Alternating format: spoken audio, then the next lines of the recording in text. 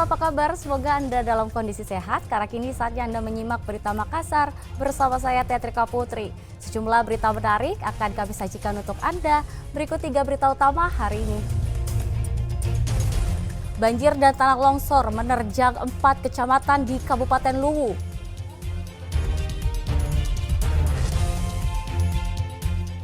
Berbahaya, sejumlah pengendara nekat berbalik arah untuk menghindari razia yang digelar Satuan Lalu Lintas Polres Pinrang. Mama di Kabupaten Pinrang saling berebut gayung dan perabotan untuk memperingati Asyura 10 Muharram.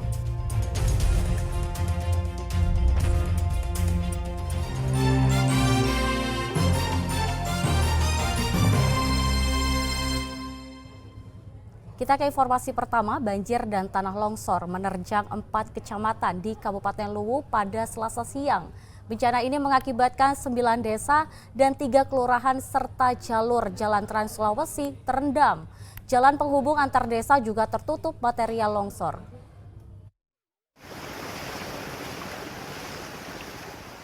Banjir kembali merendam 4 kecamatan di Kabupaten Luwu pada Selasa siang. 4 kecamatan yang terendam adalah Kecamatan Suli, Suli Barat, Larompong, dan Kecamatan Larompong Selatan. Akibat bencana tersebut, akses jalan Trans Sulawesi juga ikut terendam. Kendaraan dari kedua arah tidak berani melintas akibat ketinggian air yang mencapai sekitar 70 cm. Badan Penanggulangan Bencana Daerah BPBD Luwu belum bisa mendata berapa jumlah rumah warga di 9 desa dan 3 kelurahan yang terdampak. Para petugas belum mampu menjangkau ke desa-desa yang terendam banjir. Telah terjadi banjir dan tanah longsor di Kabupaten Luwu, di mana dampak dari banjir ini terdampak 4 kecamatan, 9 desa dan 3 kelurahan. Adapun longsor yang terjadi di dua desa yang ada di Kecamatan Larompong dan Kecamatan Larompong Selatan. Untuk kondisi saat ini semua masih terkendali.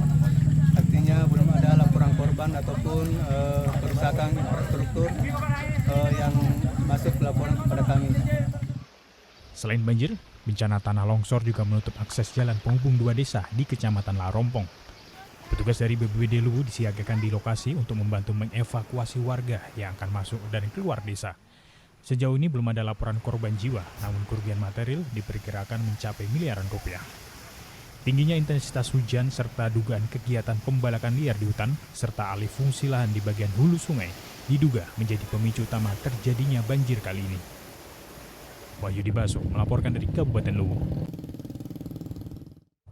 Sebuah rumah yang dijadikan sebagai usaha bengkel mobil di Jalan Perintis Kemerdekaan Kota Makassar terbakar. Tidak ada korban jiwa dalam peristiwa ini mengingat rumah dalam keadaan kosong dan dalam tahap renovasi. Sejumlah tetangga pun sempat dibuat panik akibat besarnya api.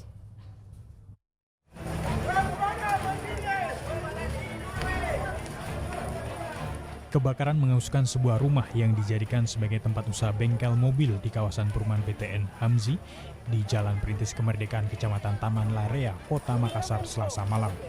Diduga api berasal dari korsleting listrik.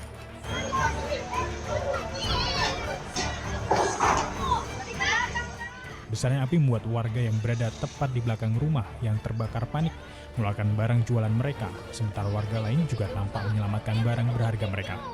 Banyak bahan yang mudah terbakar membuat api dengan cepat membakar seluruh ruangan dan menjalar ke bengkel. Tidak ada korban jiwa dalam peristiwa kebakaran ini, mengingat rumah tersebut dalam keadaan kosong dan dalam tahap renovasi. Bekas kantor bengkel. Oh, jadi ini kadang kosong atau bagaimana? Dalam keadaan kosong. Kosong. Sementara renov atau? Sementara direnov. Oh, renov. Tidak ada apa yang terbakar atau yang lain, apa kendaraan apa enggak? Oh enggak, cuma tempatnya saja terbakar. Oh, ini bengkel apa ceritanya? Bengkel mobil Diko. Diko di. Juga. Jadi telah terjadi kebakaran sebuah rumah sementara renov ini, bekas bengkel yang kemudian ditinggalkan pemiliknya dan terjadi kebakaran. Oh, dalam keadaan kosong ya, tidak ada apa-apa.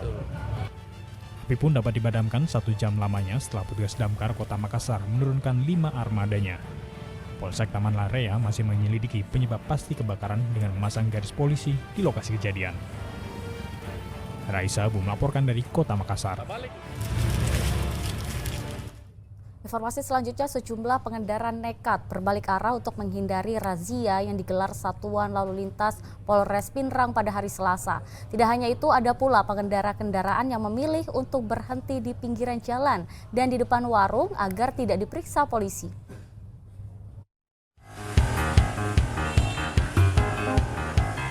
Sejumlah pengendara berbalik arah atau berhenti di depan warung untuk menghindari pemeriksaan petugas Satuan Lalu Lintas Polres Pinrang yang sedang menggelar razia pada Selasa lalu. Meski demikian, tidak semua pengendara berhasil meloloskan diri dari pemeriksaan petugas. Kasat Lantas Polres Pinrang mengatakan tindakan yang dilakukan oleh pengendara itu membahayakan diri sendiri dan pengendara lain karena tiba-tiba membalikkan arah kendaraan.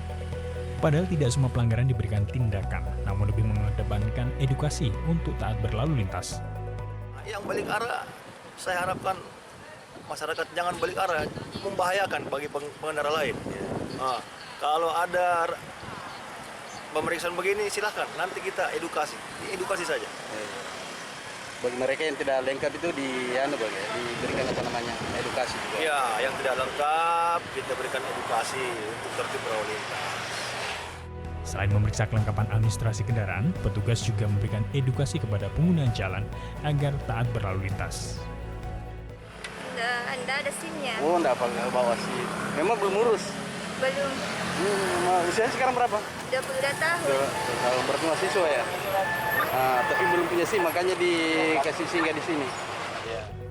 Jenis pelanggaran yang banyak dilakukan oleh pengendara diantaranya tidak menggunakan sabuk pengaman bagi pengendara roda 4, sementara pengendara roda 2 didominasi karena ketidaklengkapan administrasi kendaraan seperti SIM dan STNK. Suariyatang melaporkan dari Kabupaten Pinrang. Terlibat kasus korupsi 3 pimpinan DPRD serta 1 sekretaris Dewan di Kabupaten Bantaeng ditetapkan tersangka oleh Kejari Bantaeng. Kejaksaan Negeri Bantaeng resmi menaikkan status 3 pimpinan serta seorang sekretaris Dewan DPRD Kabupaten Bantaeng sebagai tersangka Selasa lalu. 4 tersangka ini terbukti melakukan korupsi anggaran belanja rumah tangga DPRD Bantaeng sejak September tahun 2019 hingga Mei 2024. 4 tersangka ini menikmati hasil korupsinya hingga merugikan negara sebesar 4.950 juta rupiah. Ketiga pimpinan DPRD yakni Hamsyah Ahmad Irianto, Muhammad Ridwan, serta Sekretaris Dewan Jufri Kau.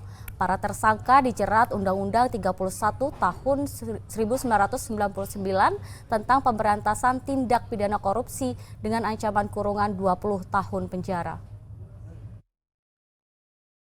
Penggunaan fasilitas rumah negara, rumah jabatan, yang ternyata rumah itu tidak ditempati, namun mereka mendapatkan belanja rumah tangga.